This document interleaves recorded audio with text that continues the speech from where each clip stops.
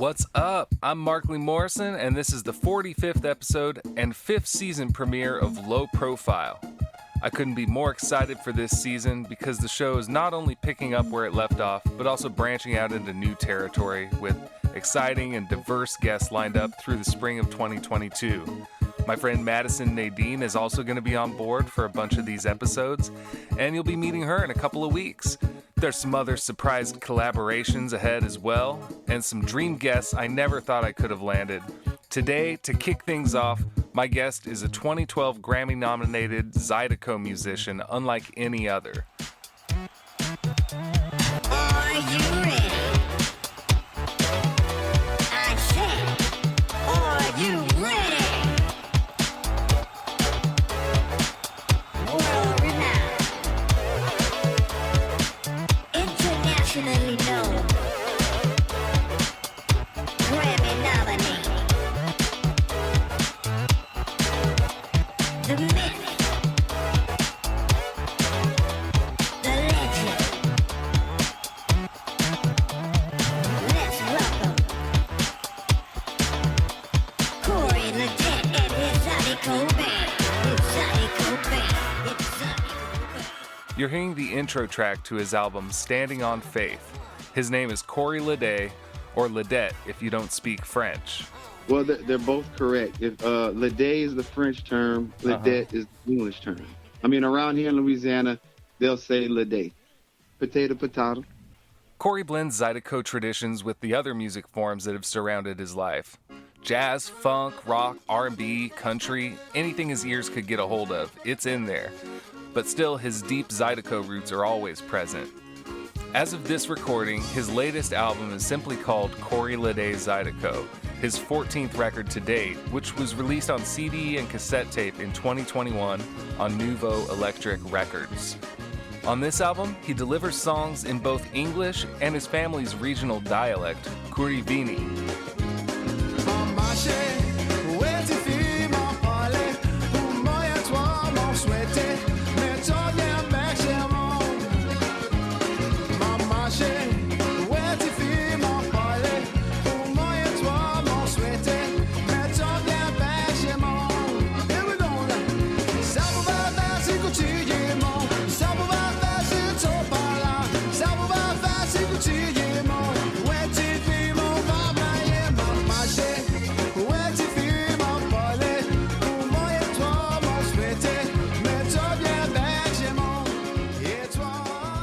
If you like this show, please tell your fellow music history nerds about it.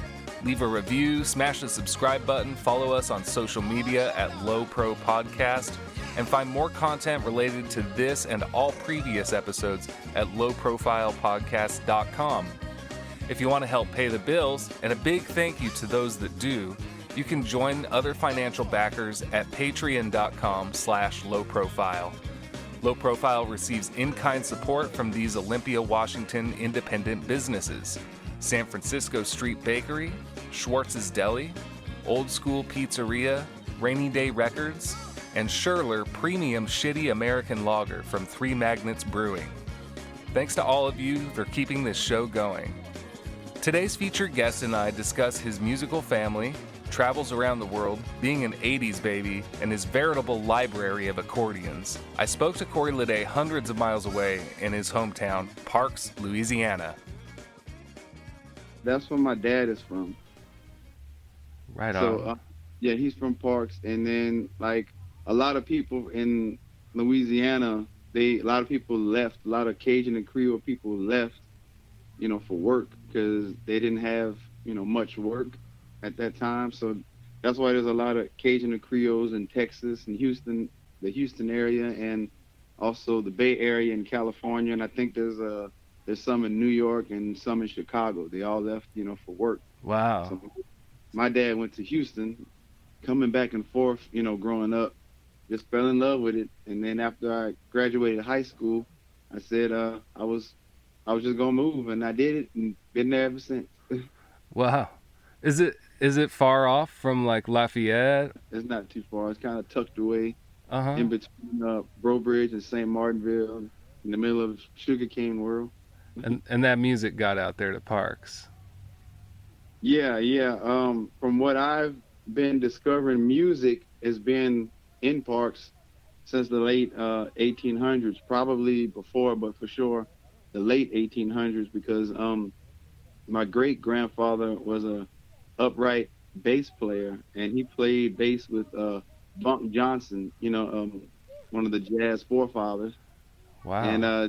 just found that out. And really, in the Parks area, jazz was the music, of the people, because Zydeco wasn't even invented, and that's the music that everyone played. It was jazz, from the Parks area all the way to Breaux Bridge to Lafayette, and of course going towards New Orleans, it was jazz.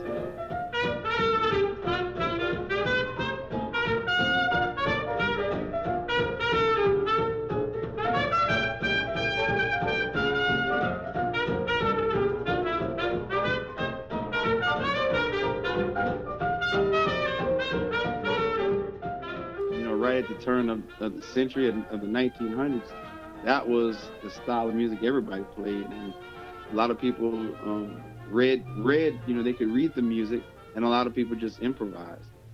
And what I found out about Bunk Johnson was that he could read, but he left New Orleans and came to New Iberia, which is not far from Parks either. And he did that because in New Orleans, all the music is sheet music, and you have to play it just like it's written. Mm. When we would come out here to the countryside, it was more improv, and that's what he preferred, and that's how it started growing from there. Oh wow.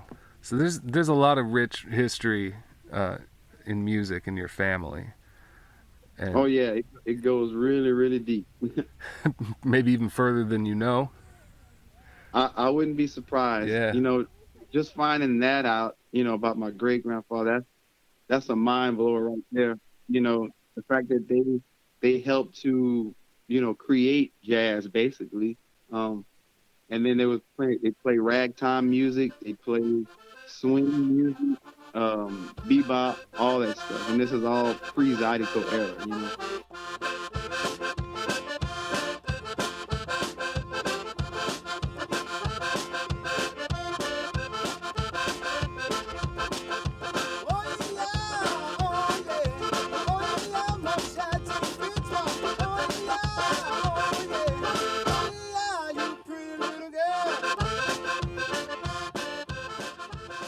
And it all kind of fits in. It's all like part of a larger puzzle, maybe.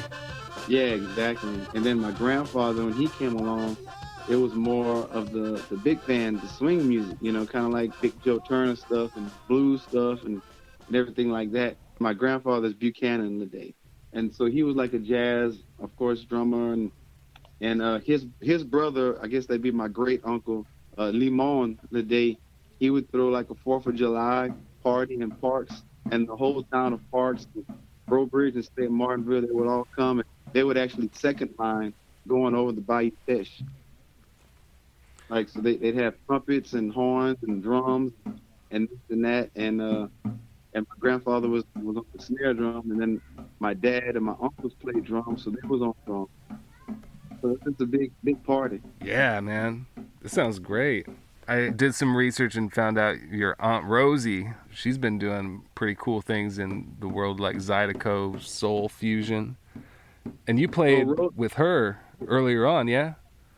Well, Rosie is actually a cousin. Oh, your cousin. Okay. She's actually a cousin. And the funny thing is, I did play a few times with her, but there's actually 2 Corey Ledets.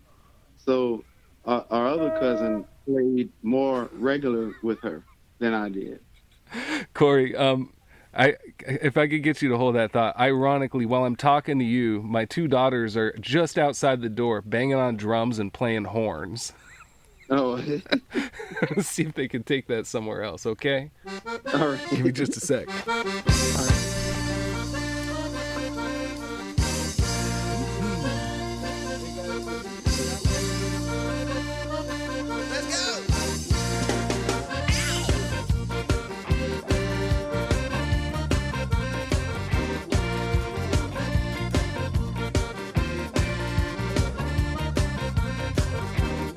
I'm on the road, can't stop me now.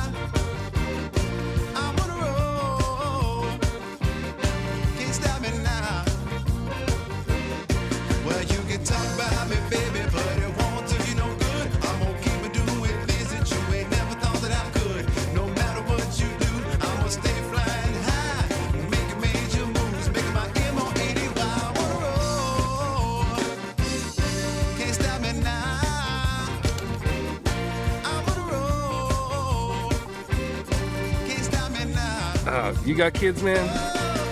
No, I think I'm gonna hold off a little while. Okay, yeah. I think we're about the same age. Yeah, 39. Yeah, same here. Yeah, I think I'm gonna hold off. Yeah, you still got some years left if you want Yeah. to. Okay, so wait, so tell me, who's this other Corey Ledet? It's another distant cousin. They were more like in the Iota area. It's still the same family, but it's more distant. Okay. And then my dad, these Ledets were from the Parks area. So we saying it Ledet or Ledet? I heard it both ways. Well, they're both correct. If Ledet is the French term, Ledet is the English term. So Okay. sometimes it might come out, Ledet, and sometimes it might come out Ledet. I mean, around here in Louisiana, they'll say Ledet. That's what I figured it was. And then I'm like, I don't know, maybe I don't know the regional dialect or something. Yeah, that's like potato. Yeah, I guess so. Man, so speaking of regional dialect, your latest record, which you just did a release party for your new record, right? Yeah, we did that this past Saturday. I think it was the 24th, April 24th, and we did it at the Blue Moon Saloon in Lafayette, and it was a great turnout and really successful. It's got to feel good to play for a crowd again, huh? Man, let me tell you, that day I actually had two shows. I had one show in Baton Rouge right before the album release, and then I had to finish there and drive all the way to Lafayette and do the album release. And let me tell you, my voice is still hoarse right now. Ooh. Because I haven't done that in a year and 3 months. Man. So I am my everything about me about music is out of shape right now. I think I might have seen video of the Baton Rouge. Was that when you were playing solo, one-man band style? Yeah, I have been doing some one-man band shows, and it's not the same as like my regular shows, because the one-man band, I don't play as long or as hard, and then there's also like a little short intermission where I can kind of get up and stretch my legs and this and that, to whereas before the pandemic hit and we was actually playing gigs, we played at least 2-3 hours straight. And if we had 2 gigs, we'd finish there and I'd tell it to another one and do it again and do it again. And we just were conditioned to do it. Yeah. Now it's like we gotta go back to boot camp. Yeah, get back in shape. and it's funny too, because the dancers Saturday, they would come up to me, they're like, man, I don't know how y'all feel as musicians, but us as dancers, we haven't danced in a year and something. Man, our hips and our thighs are killing us. Like, trust me, my back and my vocal cords is messed up right now. Yeah, man, they got that Netflix body. Yeah, and we all got a Netflix body right now. But so I was gonna say, on that album, you're sort of bringing back this sort of Creole language called, I want to make sure I'm saying this right, Kurivini? Kurivini.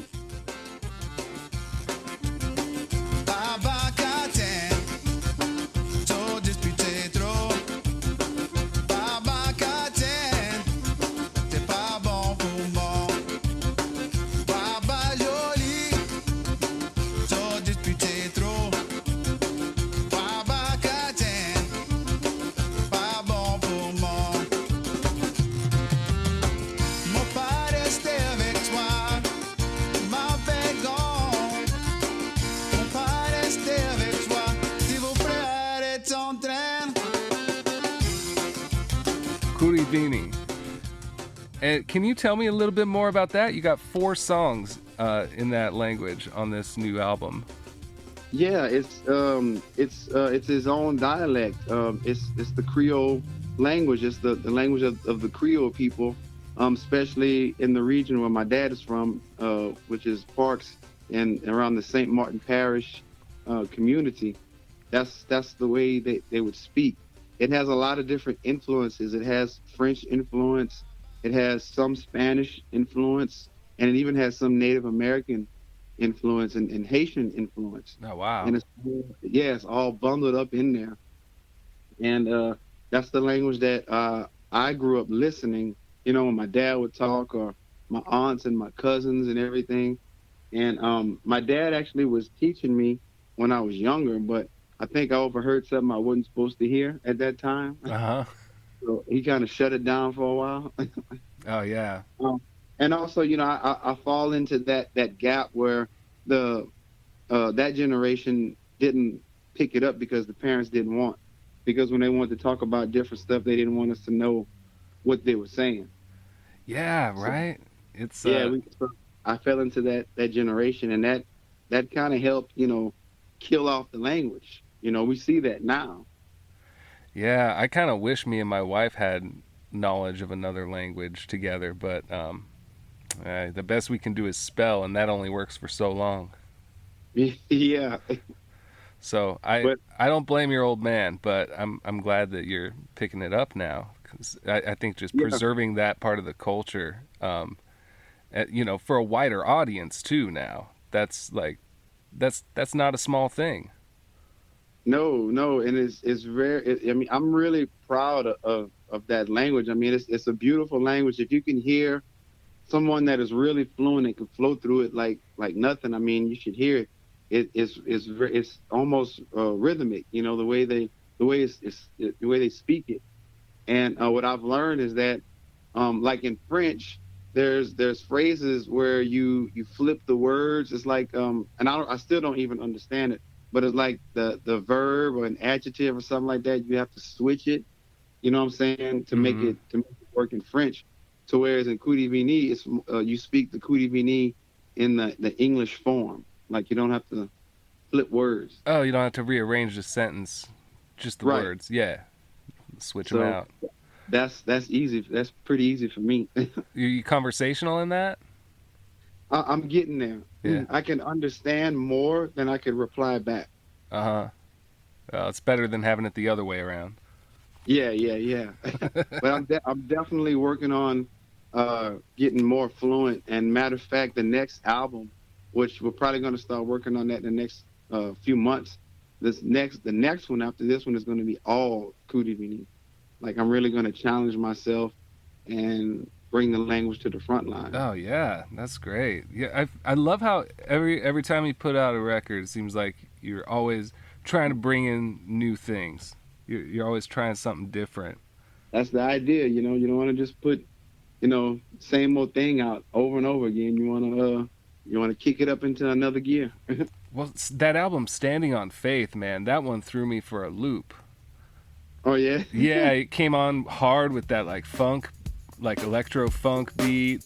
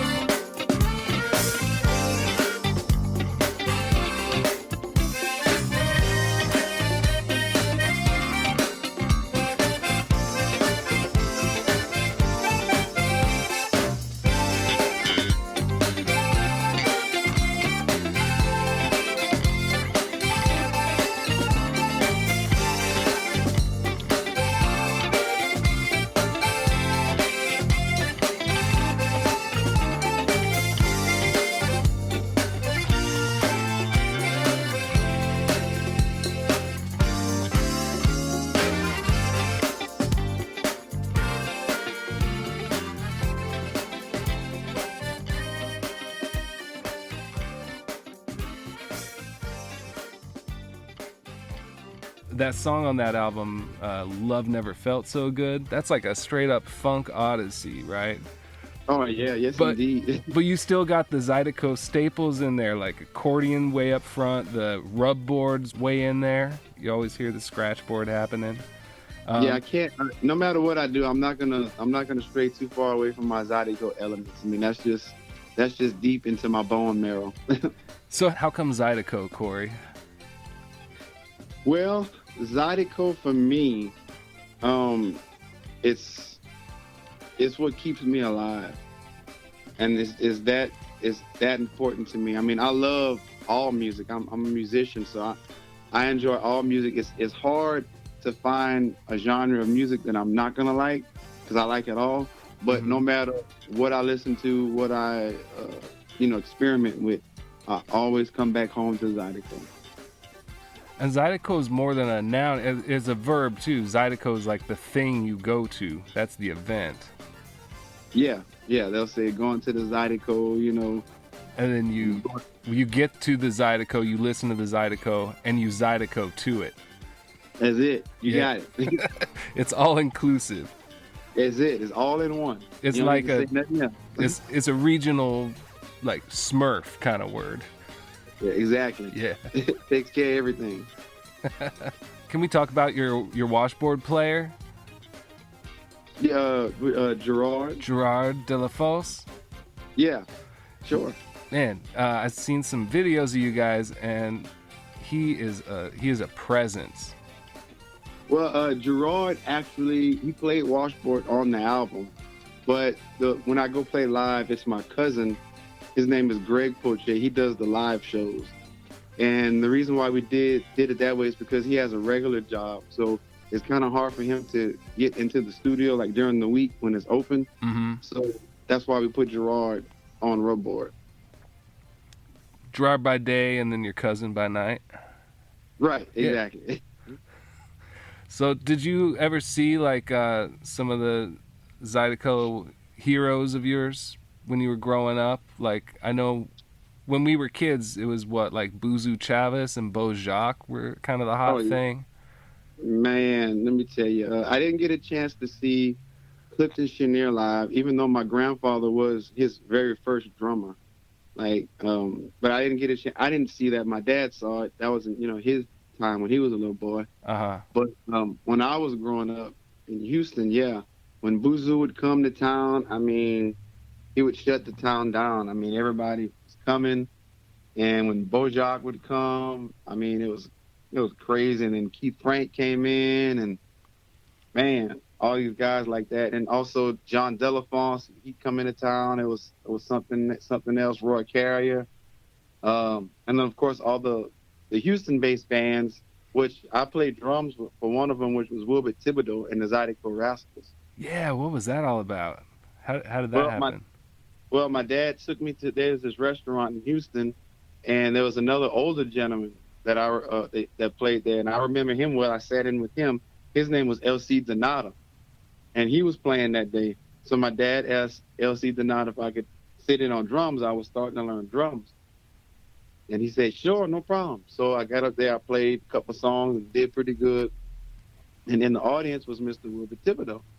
So when I finished, he comes up to me and my dad said, "Hey, look, I'm looking for a new drummer, and I like how you played. You wanna play some gigs with me?" And I was like, "Sure." And my dad was like, "Sure, I'd have to bring him because he don't have no license. He's 12 years old." He said, "Yeah, no problem." And it started from there, and that's where I learned a lot on the bandstand just by playing behind him. And I stayed with him from like 12 to like 16, 17. Nice. So, So that was pretty cool. yeah, getting right in there. I couldn't Yeah. find anything except like a picture of a flyer on that group, but I'm guessing it was mostly a party band. Yeah. Well, it was well back in those days they didn't really. I guess you could say they really didn't document a lot of stuff. I mean, it was just book a gig, go play. And that Yeah. was it. I mean, that's kind of how it was in those days. Sure. Sure. They didn't really. And I wish that I'd have more video of that because it would that's good memories for me. But I'll always remember that. Is that before you picked up the accordion? That was actually during because I was I started watching him play the accordion as I'm playing the drums, and then one day after a gig, he saw me staring at it, so he says, "Come here, let me show you something." So he showed me that, and that's kind of where the love for the accordion started. And then we came to Parks for something I can't remember what it was for, and on the way back to Houston, we stopped at this boudin shop, and they were selling toy accordions, and my dad bought it for me. You know, it was supposed to be for a toy, Mm-hmm. and then you know, I started picking up songs, and then next thing you know, my dad buys me a real accordion, and that's when it starts to really get serious. Yeah, and you play every kind of accordion pretty much out there. Pretty much. The ones I prefer the most are the It's really called the melodeon. A lot of people call it the Cajun accordion, but it's really like it's called the melodeon. Like the single note accordion is diatonic. It's basically kind of like a big harmonica. Okay, so no You know buttons the way on that one, or well, it's buttons, but the reeds are like a harmonica, like just one at a time. Yeah, and exhaling is one note, and inhaling would be another. So on the accordion, pushing on one button would be one note, and pulling on the same button would be another note. It started growing from there. I figured that was what that instrument was, but when I read about you playing single note accordion, I'm like, oh, so just like a drone box? Just No, what no, kind of song are you gonna play? Yeah. Okay, cool. So got that, and then got the 3-row, which basically is like 3 of the single notes in one, and started with that, and then I actually started on the piano first, which I didn't like, and then after doing the single note, triple note, then I went back to the piano note. Now the piano note is my favorite. Yeah, I could see that. I mean, that's probably where I would start. Could at least play Mary Had a Little Lamb or something like that. Exactly, and you know that was one of my first songs. Was it? I was gonna ask what you first started playing, like musically. Yeah, and that's what Mr. Thibodeau said. He said, start with a melody you already know, Uh-huh. and then build from there. And now you just crank them out. Yeah, exactly. So you got nominated for a Grammy back in 2012. Yeah, That was for Nothing But the Best, yeah? yeah, that was the one. On the first song on that album, I'm the Zydeco Man, you talk about how you've been everywhere.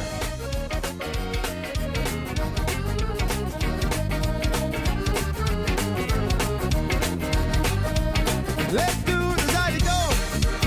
That's what we're gonna do. Let's do the Zydeco. That's what we're gonna do. I want you to know I'm the man. I've been to Moscow. I've been to Paris too. I've been all over with the Zydeco. I want you to know I'm the man.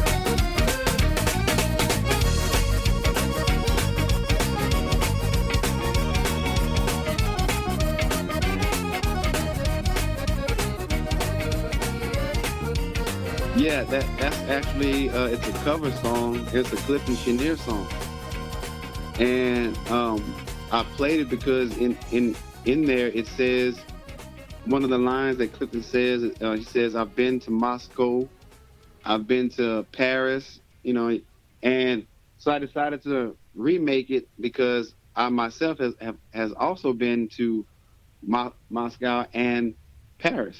So I'm like, well, I've been there too, so let me make a version of it. No kidding, on tour? Yeah. Is there any place you've been outside the States that you felt like you could get a second home there? Or like any place that you connected with especially? Oh wow, a lot of places. Moscow for sure is one of them. Paris is another one. England is another one. And this is a part of America, but it's definitely out there, which is Hawaii. Oh yeah, sure. Yep. Definitely Hawaii. Definitely Hawaii. Yeah, yeah, give me one there too. Sounds good. Man, I mean these are beautiful places, and I never thought that, you know, music and this culture and the accordion would take me around the world playing this music, you know. I never thought that. Man. Yeah. Did you wind up going to the Grammy ceremony or? Yeah, that was so crazy. Let me tell you about that. So how that happened was So we finished the album and we submitted it. And there's 2 rounds, right? So there's, and that's how they narrow things down. There's 2 rounds. So the very first round that came around, it was so much stuff going on at that time, gig wise and stuff like that. I completely forgot to vote for myself. Oh man. Yeah, like it just slipped my mind completely. And then when the nominees came out, it was on TV here. And next thing I know, my phone starts blowing up. Congratulations. I'm like, for what? And then somebody says, turn on the TV. So I turn it on, and there it is, big as day. I'm like, whoa. Man. So that was so crazy. Yeah, you bump shoulders with anybody at that party, or? Almost bumped shoulders with Taylor Swift. She passed right on the side of me. She seems hyper, but I guess that's cool. Yeah, you seem like a pretty laid back dude. Yeah. I was trying to keep my composure there. John Legend passed right by us. The after party was crazy. I mean, everybody just hanging out like regular people, and you don't want to just go up to them and be like, "Oh my God," and like creep them out and stuff. So you got to play it cool and this and that. But yeah, that was an amazing experience, and hope to experience it again. Yeah, man, I hope so too. Well, it seems like you're doing big things. I can't wait to hear that next album you're talking about. Oh man, I can't wait to start working on it. Mm-hmm. And so I heard some other cool stuff you did on the Destiny album, right? Mm-hmm. Correct me if I'm wrong, but Corey's Breakdown, you throw in a little bit of Sly and the Family Stone there?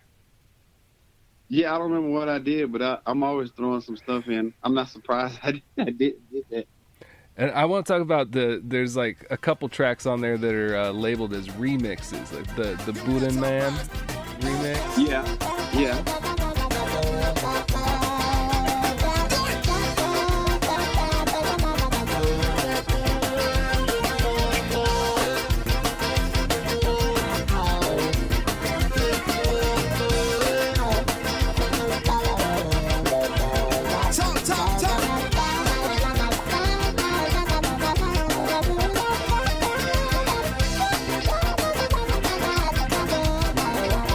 Now let me hear you sing, yeah. Sing, yeah. Sing, yeah. Sing, yeah.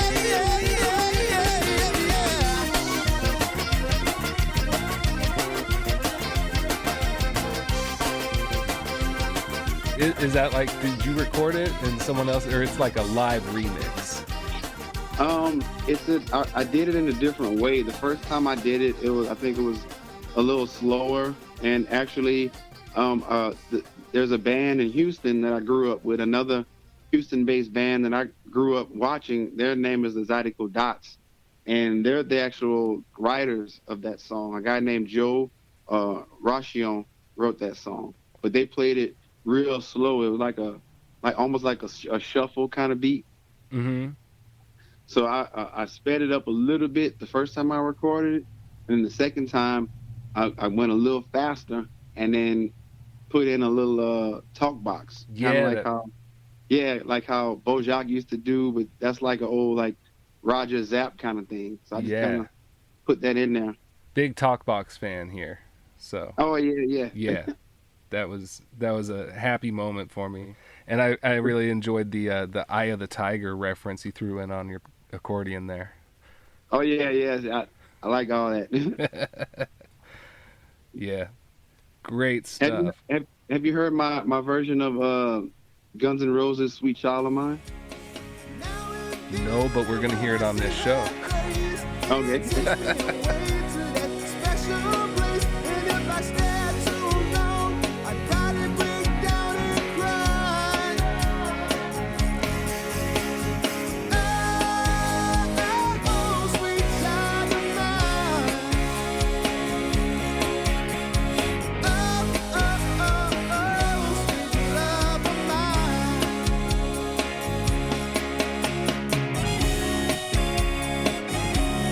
Yeah, so that's one of those. There's so many different songs that I want to play, and I never did it because I was just like, man, I don't know if people are gonna like it, if they're gonna dig it.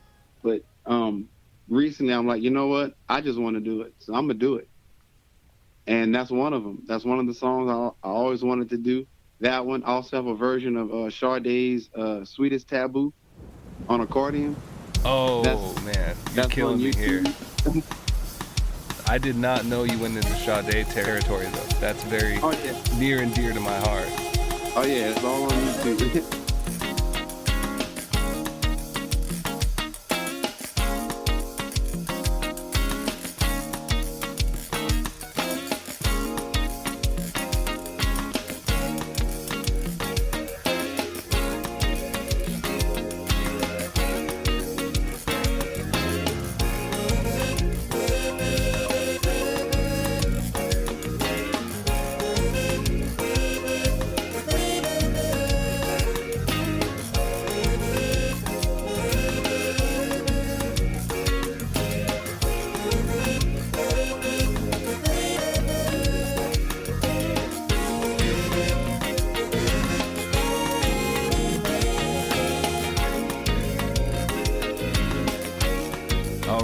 All right. Well, y'all heard it here. Yeah. So Accordion Dragon that came out before the Ledet Zydeco self-titled release. That one. I thought I was getting ready for like a concept record with the that dramatic intro. Yeah, so how that one came about, how I make my records, I do my records, it just depends where my head is at the time, you know? Mm-hmm. And what my head was for Accordion Dragon was I was just getting back into studying martial arts, which I've always been a fan of Asian culture. Growing up in Houston, they would always have the karate movies Mm-hmm. that would come on TV, and it would come on Sundays in Houston. So me and my brother would always watch that, and he started taking karate lessons, and I started taking some later on, but I was never serious about it. But at that time when I was making that record, for some reason I just got real serious about it, and I started training again, and just the philosophy of martial arts. I'm like, wow, you can just apply this to life, and that's what I learned. You know, martial arts is not just fighting skills. Matter of fact, that's the last thing that it is. Martial arts is about self-discovery and self-discipline, and you apply that to life. The last thing is the art of combat. That's the last thing you worry about. So Yeah. I applied that to my life and my music, and then that's why I came up with the idea of Accordion Dragon, because in the Asian culture, the dragon is considered good luck, and only certain people are blessed to be, good luck like that. Or it's also, it could mean somebody that has mastered their art, someone that has discovered themselves, developed themselves, and disciplined themselves enough to where they're a better version of themselves than you're a dragon, like Bruce Lee. Well put. So I figured, I feel like I'm pretty good at accordion, so why not be the Accordion Dragon? That's a great title. Do they still do like the king and do they still do the King of Zydeco? Or is that gone by the wayside? No, I think the last official King of Zydeco that they had was Buzu Chavis, and for some reason, I mean, I don't know how it works. I know when Clifton had the crown, they say Clifton chose Rockin' Doopsie to be, like his prince. If something was to happen to him, it would go down to him. And then when that happened, Rockin' Doopsie was the King of Zydeco, and then Rockin' Doopsie appointed Buzu Chavis as prince. Where if something happened to him, it would move down to Buzu. So then that happened. But when Buzu did it, I don't know if Buzu had appointed anybody as prince. So it kind of stopped there. Yeah. Like official king, of Zydeco. It kind of stopped after Buzu died, and no one has come up to, crown. Well, you really can't crown yourself. I don't think. I mean, I don't even know how that would work. But Yeah, I don't know. Yeah, it seems like the sort of thing that has to be bestowed on you. And I know Buzu said that he wasn't into all that anyway. Like yeah, he he wasn't accepted the even. Yeah, crowd, but he was like, "Man, I don't see why we got to be competing." Like, yeah, is it? yeah. That might be the reason why he did it like that. But Yeah. yeah, But now we have a dragon of Zydeco, so yeah, yeah. So yeah, that's good enough. that's even better, man. I love that line. Bruce Lee says, "Dragon whips his tail." Wow. But yeah, no, that album though was that was a follow up to Standing on Faith, right? Yeah, and where my mind was on standing on faith was like things were going. Things seemed like it was going in the wrong direction, and I was basically telling myself, no matter what happens, we got to stand on faith and we got to believe everything's gonna be all right. We didn't came this far, can't stop now. And a lot of people could relate to that because I'm sure a lot of people go through things, in their lives, and they probably get to the point where they're like, well, what's the point? And you just got to tell yourself and tell others, stand on faith and just keep the faith going and believe, and things will get better. Yeah, and people want to hear that things are going to get better, especially these days. So Oh my God. yeah, that stuff has some legs. Oh yes, indeed. Accordion Dragon, though, you kind of went in a whole different sonic direction. Like, I think that's the first time I heard you having like a consistent horn section.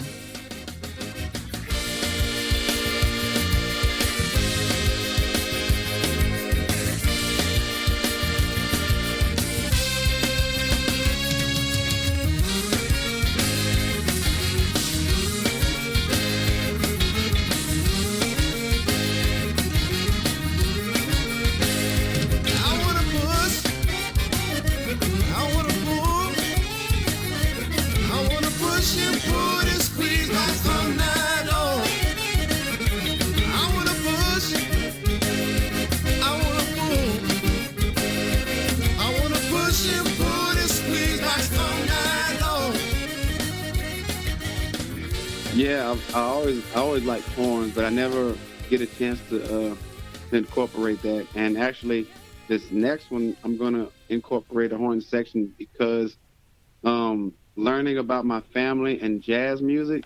Oh my God, I've got to have a horn section now. So we're gonna hear a little more jazz next time around. Oh yeah, we got to have more jazz. We got to have some ragtime rhythms. We got to have all that. You never know what you're gonna get with Corey Ledet.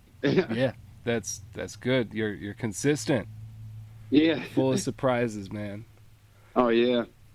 And that's one of the reasons why I fell in love with the piano accordion, because it's really just a piano. So all the keys are there, and you can play any kind of music in the world on that one box. So whereas on the small accordion, it's extremely limited. You can only go so far, and then that's it. So what do you think is the farthest outside the like Creole culture, audience-wise, that you've shared the music with?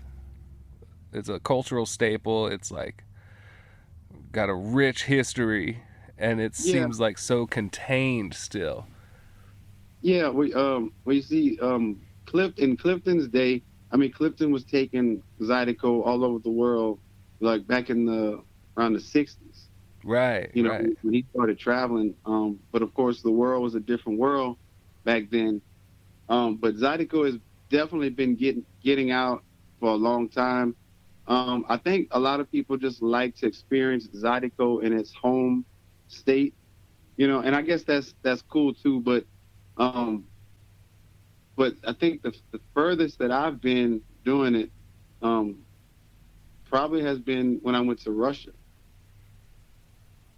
Yeah, what was the did you guys have support there, or did you play by yourselves? Oh my God, when we got there, well, first I didn't want to go at first because I was chicken. Uh-huh. And then I called him back just in the nick of time, and I said, no, I'll go. And then so we got everything together. We went, and let me tell you, it was nothing, absolutely nothing, what I thought it was going to be. They picked us up in this big tour bus, decked out, brand new. They gave us each a security guard so nobody wouldn't bother us. They put us up in this 5-star hotel. They fed us so much to where we couldn't even eat anymore.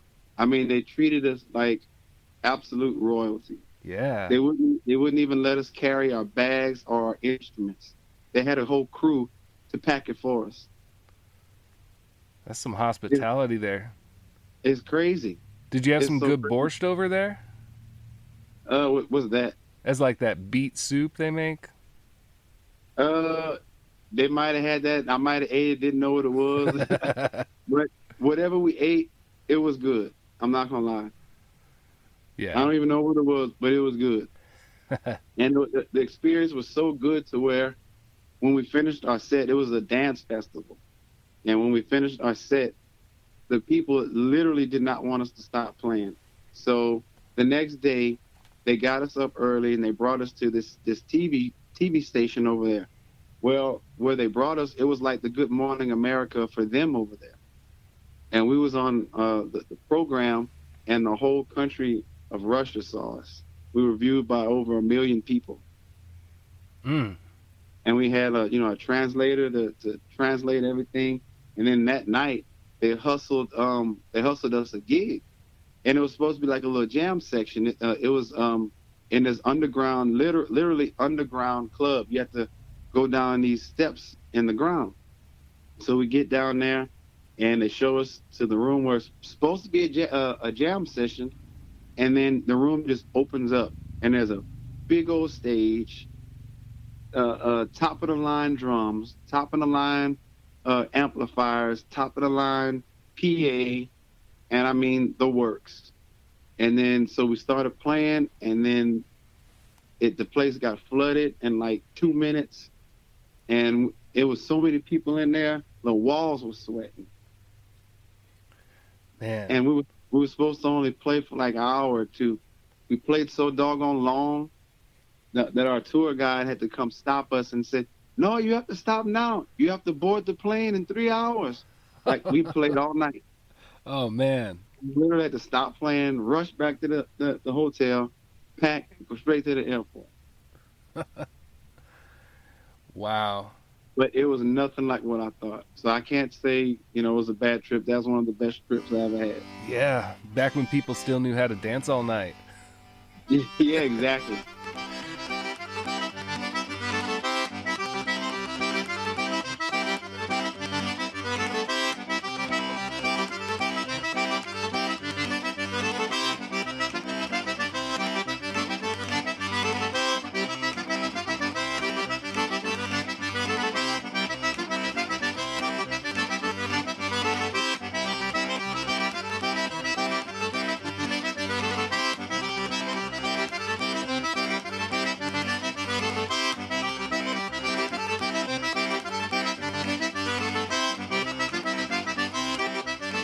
It just feels good to share music with anybody who's ready to feel it. Absolutely. Yeah. I think the world needs that. We need that. I mean, believe it or not, people might think of a festival just as a gathering or whatever, and I guess it is to a point, but it's something that everybody needs. It's something that everybody needs, looks forward to. A lot of people probably plan their family reunions around festivals. I mean, it's something that we as human beings, we need. Indeed. Well, man, I gotta say you're a really good storyteller, Corey. This has been really fun. I have one optional question and one more question about your music, but I like to ask my guests how they like their burger. If I was gonna pick you up a burger or make you one, what's it gonna look like? Well done for sure. Mm-hmm. I feel you. And I'll take everything on it. Right on. All right, it's gonna be a tall one. That'll work. Yeah. Okay, and I wanted to go out on the song Street Light. Cool. What? That song is just, it's fire, man. It's a jammer. Oh, dude. It's a, Thank you, what thank do you. the kids say? It's a bop. Yeah. Yeah. I think that's the first time I've ever said that, but that song is a bop for sure. Oh, I appreciate that. Yeah, man. You want to talk about that song for a second before we let everyone hear it and play out? Yeah, that one definitely has 80s influence. If you listen to the guitar solo, I think it's at the very end. It's influenced by Prince and the way he would solo. The guy that was in the band at the time, he was a big Prince fan, just like me. Mm-hmm. And so we're like, let's see if we can create something. We didn't want to make it exactly like Prince, because of course at the time Prince was still alive, and we knew how Prince felt about his style. He didn't want nobody to record his stuff. So it was challenging to make it sound like Prince, but not like Prince. You know what I mean? Well, that's why you got Gerard. Yeah, exactly. Exactly. So so that's kind of was the idea like that. I mean, like I said earlier, I mean, growing up in the 80s, I mean those are some good years of music, between Prince and Morris Day and just, oh man, the list goes on. Michael Jackson, Journey, Cyndi Lauper, I mean, you name it, the list goes on. And I like to incorporate that with everything that I do. Yeah.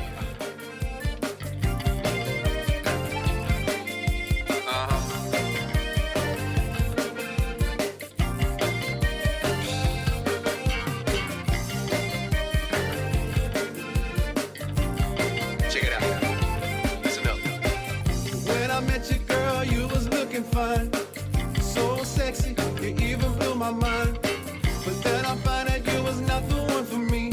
I'd rather live alone than to live in misery. Get going. I'm going out of my mind, don't know what to do. Should I leave or stay right here with you? What to do? When I sat down and thought about it right, it started making sense like a blinking street light, like a street light coming on, telling me what the hell is really going on. Street light coming on. I thought I had to put my feelings in the song, yeah.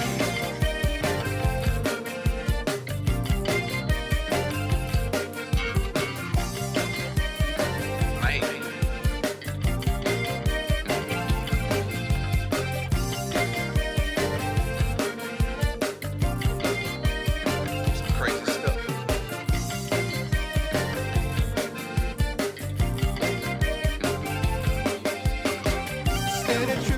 I felt I wasn't living right. Instead of making love, all you did was fuss and fight. Get around my peeps and stop acting cool. Climbing all around and play me like a fool. Going out of my mind, don't know what to do. Should I leave or stay right here with you? But when I sat down and thought about it right, it started making sense like a blinking street light, like a street light coming on, telling me what the hell is really going on. Street light coming on. I felt I had to put my feelings in the song, yeah.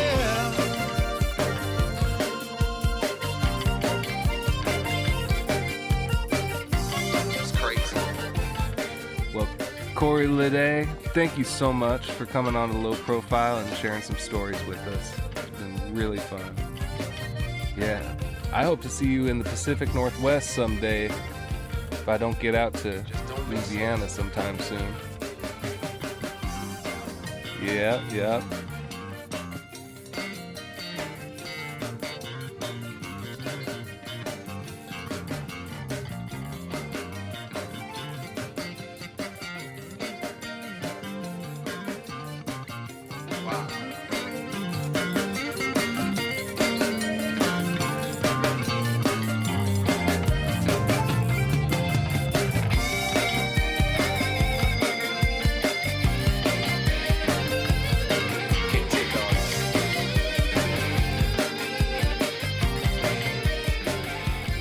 beautiful portrait of Corey for this episode, and portraits for forthcoming episodes this season, painted by Nathan Gibson. You can find his work at Portable Disco with a K on Instagram.